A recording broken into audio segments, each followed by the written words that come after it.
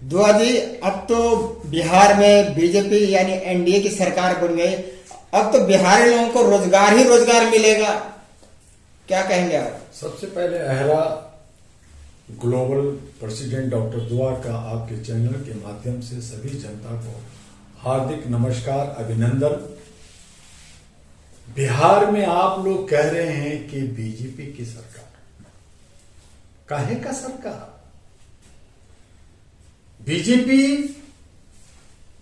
89 seat लाई है लेकिन हार गई है।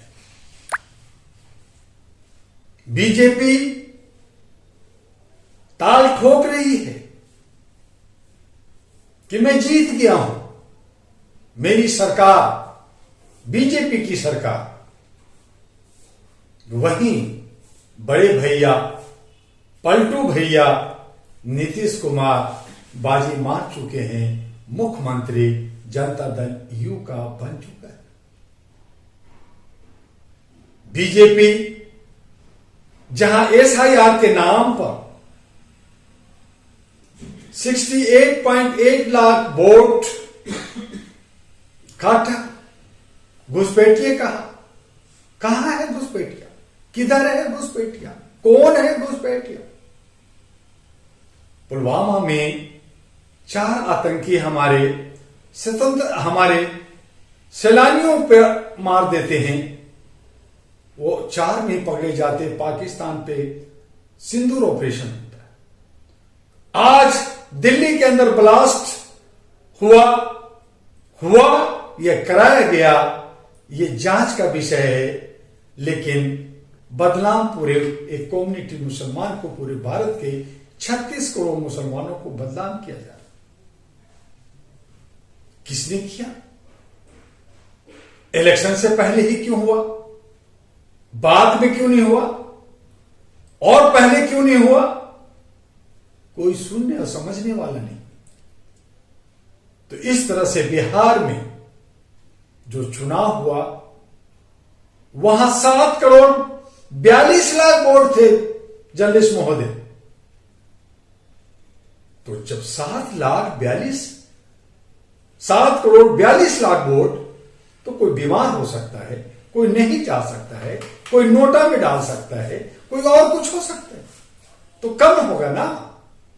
2, 4, 5, 10 लाख करोड़ कम होगा, बढ़ नहीं सकता। क्योंकि एक थाल में अगर आपका 4 सेब है तो एक सड़ा हुआ खराब मिल सकता है, तो कमेगा, 5 नहीं हो सकता। लेकिन ज्ञानेश कुमार का तो अलग ही रिपोर्ट है। मैं यही तो कहना चाहता हूं कि 7 करोड़ 42 लाख जब वोट पड़ता है, तो 7 करोड़ 45 लाख वोट कैसे हो गया? ये ज्ञान की अंबार, गंगा की अपार, गंगा की कृपा की वोट 7/42 और वोट आता है 7/45। आपने 68 लाख वोट काट दिया, कुछ नौजवानों को जोड़ा, कोई घुसपैठी नहीं मिला। तो ये सब दादागिरी, ये सब चोरी नहीं, बल्कि इसको गुंडागर्दी कह सकते हैं, इसको डकैती कह सकते हैं, इसको लूट कह सकते हैं। जिस तरीके से बिहार में बीजेपी का बगावत था, जनता बहिष्कार कर रही थी, बीजेपी को गोबर फेंका गया था, लेकिन फिर भी फुल बहुमत में बीजेपी। इसीलिए कि जहां आप घूस, जहां हम आरामखोरी का आप विरोध करते हैं कि मैं हिंदू राष्ट्र बनाऊंगा, मैं लोगों को सम्मान देता हूं, सबका साथ, सबका विकास करता हूं, वहां आप जिस दिन आचार संहिता लगता है, उस दिन 10,000 महिलाओं को देती।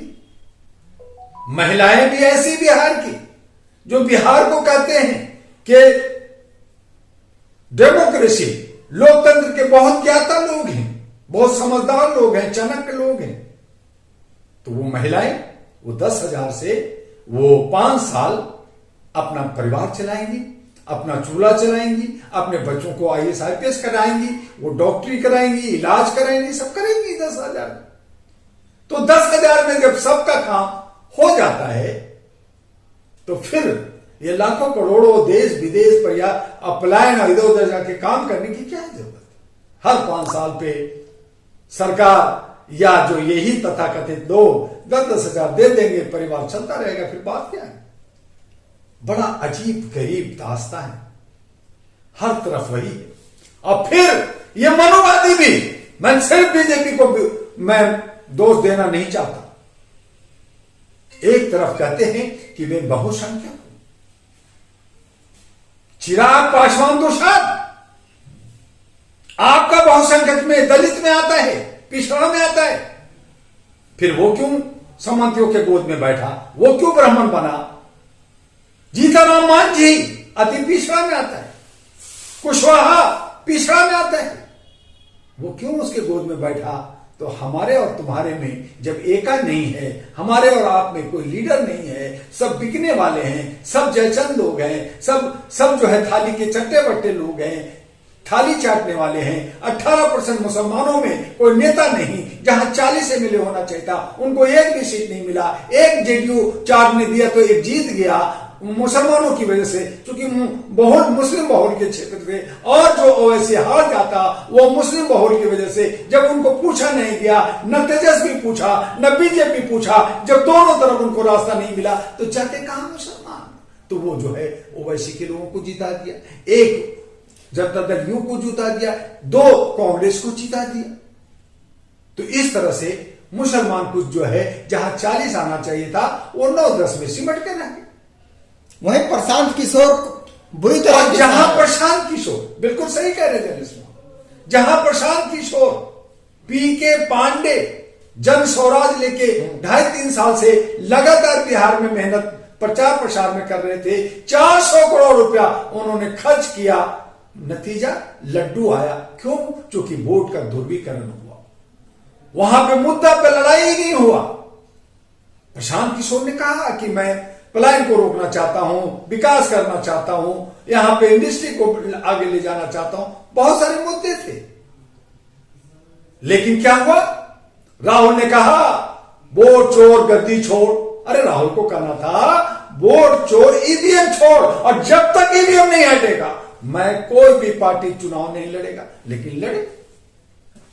तो यही सब मिले जुले लोग हैं, सब समझ में आ गया था। तो कांग्रेस जो है भाई बहन ने खूब चीखे चिल्लाए बिहार में, खूब रैलियां की बिहार में, लेकिन नतीजा क्या हुआ? पिछली बार 19 मिला था, अब तो वो 3-4 मिनट अटक गए। वही कम्युनिस्टों की भी हालत हुई, वही तेजस्वी जहां हम कह रहे थे और सब लोग कह रहे थे कि वो 80 से ऊपर जाएगा, वो जो है 25 पे लटक गए। यादवों की अहम हो गई कि यादव 52 लोगों को एमएलए पर का टिकट दे दिया, यादव हम बनेंगे मुख्यमंत्री, पहले से तय कर लिया। एक मल्लाह जो 2% 2.01% है उनको डिप्टी सीएम कर दिया। तो फिर मुसलमान कहा कि मैं कहां, मैं न मुख्यमंत्री न उप मुख्यमंत्री, 18% मैं हूं। दलित जो 38% वो कहा, मैं कहां। अगर ये कहता तेजस्वी कि हमारे पार्टी की कोई जीतेगा, और अगर जो अच्छा जीतेगा, जो अच्छा परफॉर्मेंस करेगा, चाहे वो दलित हो या मुसलमान, उसको मुख्यमंत्री बनाया जाएगा या उसको डिप्टी सीएम बनाया जाएगा, आपस में जो तय होगा वो होगा। लेकिन जब पहले से गद्दी की बंटवारा कर लिया तो ये बीजेपी भाप ली थी, आरएसएस भाप ली थी, ये हमारे जो एनडीए वाले भाप लिए थे। नतीजा हुआ कि अंत तक उसने कहा कि नहीं, हम जो है जो जीतेगा, जो अच्छा करेगा उसको बनाएंगे। ये तय था वहां भी कि चाहे वो हारे या जीते, मुख्यमंत्री नीतीश कुमार बने। और आज भी अगर बीजेपी धोखा देता, कुछ करता है, चाहे वो बीजेपी की तरफ रहे, चाहे इधर आ जाए, हर हालत में नीतीश कुमार मुख्यमंत्री बने। चूंकि गले की फांस है नीतीश कुमार, और चूंकि सेंट्रल गवर्नमेंट खतरे में है, वो भी बैसाखी में है। ऐसी सूरत में बिहार का जो रिजल्ट, एक तो विश्वास लायक नहीं, दूसरा डकैती हुआ है, तीसरा जो विपक्ष ने कहा, सुप्रीम कोर्ट के कपिल सिब्बल ने कहा, और बड़े बड़े वकीलों ने और नेताओं ने कहा कि हरियाणा से 6,000, बाकी राज्यों से 4-5 हजार, 10-20 हजार नौजवानों को ट्रेन में भर करके, बस में भर के, तो उनको क्या क्या पिकनिक मनाने के लिए भेजा था? लेकिन जो आए थे दुआ जी, तो वो सब ठप ठपा के लिए आए थे। वोट डालने आया था, अब वो जाएंगे कैसे? वहां से तो स्पेशल ट्रेन में आए थे। वो फिर हॉस्पिटल से भेज दिया, हाँ, फिर वापिस चले गए। उनको जब पैसे मिल गए तो क्या ये था। तो चोरी हुआ, बैलेट बहुत सारे बाहर फेंके गए। वो लालटेन का बैलेट वो जो है मिला, ईवीएम का पर्ची मिला। तो जहां बैलेट में चोरी होता था, ठप ठपा ठप होता था, ईवीएम में जो 2013 से डॉक्टर दुआ जंतर मंतर से अन्य जगह से हंगामा करता रहा कि ईवीएम हटाओ और लोकतंत्र बचाओ, नहीं माना। अब 15 साल 10 साल हुआ, तब दुआ का ही बात को लेकर के हाँ ईवीएम में चोरी होगा, शोर मचा रहे। सुप्रीम कोर्ट का वकील हो, चाहे वो नेता हो, चाहे पार्टी हो, चाहे विपक्ष हो, तो होश आया 15 साल के बाद। तो मेरा डॉक्टर दुआ का कहना है कि बैलेट में ठप ठपा ठप होता है। आपका ईवीएम मशीन में दबदबा दब हो रहा है, इसे भी हटाओ, लेकिन पीछे नहीं, आगे जाने की जरूरत है। डिजिटल में खुल्लम खुल्ला मतों से जब यह तय हो गया है कि मुसलमान बीजेपी को वोट नहीं देता, यादव बीजेपी को वोट नहीं देता, दलित नहीं देता, वो इसको देता, वो उसको नहीं देता, ये तय हो गया, ये दिख रहा है, तो फिर छुपा छुपी को, फिर गुप्त मतदान किस लिए? हमें ये तो कम से कम जानने का अधिकार होगा कि डॉक्टर दुआ ने किसको वोट दिया। तो हमारा चेहरा, हमारा नंबर, हमारा जो आईडी नंबर है वो आएगा और ब्लॉक होगा, और उसको जो है वोटर पेंशन मिलेगा, वोटर पेंशन दिया जाए। जो हमारा एजेंडा है वो हमारा जो है शपथ पत्र भरा होगा, तब हमारा लोकतंत्र बचेगा, और नहीं तो लोकतंत्र खत्म हो गया। डिजिटल वोटिंग से दिक्कत किसको है? क्या सरकार को दिक्कत है क्या? डिजिटल जो ईवीएम से हो रहा है, उसी डिजिटल को, जैसे क्रिकेट का खेल होता है, चलता रहता है लाइव कि ये मारा, ये छक्का, ये चौवा, और फिर छक्का जोड़ दिया, आता है बोर्ड पे। उस तरह की डिजिटल करो ना, एक स्क्रीन इंडिया गेट पे लगा दो। तो फिर चुनाव आयोग की इसमें क्या जरूरत है? चुनाव आयोग की भी काम कम जाएगा, वो सिर्फ व्यवस्था करेगा।